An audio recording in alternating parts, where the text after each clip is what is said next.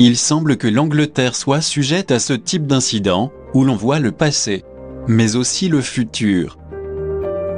Des événements étranges se sont produits entre 1995 et 1997, dans les environs de Runcorn Bridge, ainsi qu'à Liverpool, où différentes personnes ont affirmé avoir observé ce qui semblait être une ville futuriste, à l'endroit où aurait dû se trouver l'aéroport de la ville.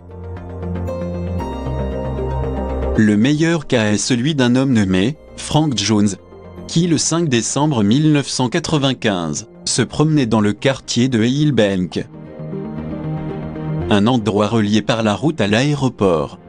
Frank suit son chemin, comme d'habitude, et en moins d'un dixième de seconde toute sa vision est altérée. Ses yeux observent ce qui semble être un port spatial, plutôt qu'un aéroport. D'énormes vaisseaux lenticulaires, avec des lumières rouges et bleues brillent à l'horizon. Des objets volent, décollent et atterrissent.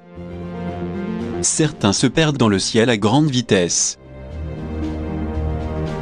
Frank observe la scène et remarque une zone de géométrie circulaire dans le port.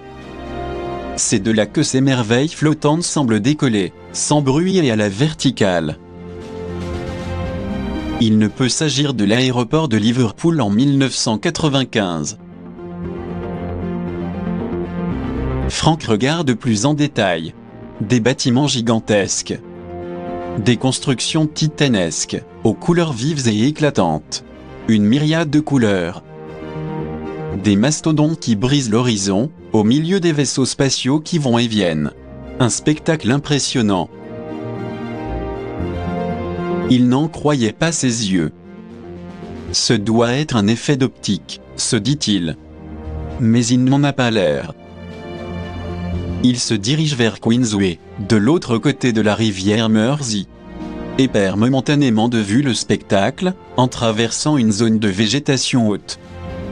Et puis lorsqu'il revoit le même espace, tout a disparu, comme si rien ne s'était passé. L'imagination de l'être humain est immense, pourrait-on penser.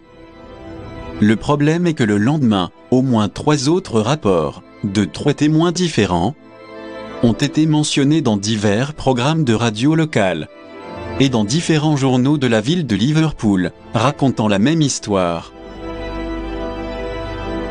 Serait-il possible que M. Jones ait accidentellement accédé à une sorte de registre, dans lequel chaque acte, chaque construction de l'humanité, à chaque époque, est enregistré et immortalisé?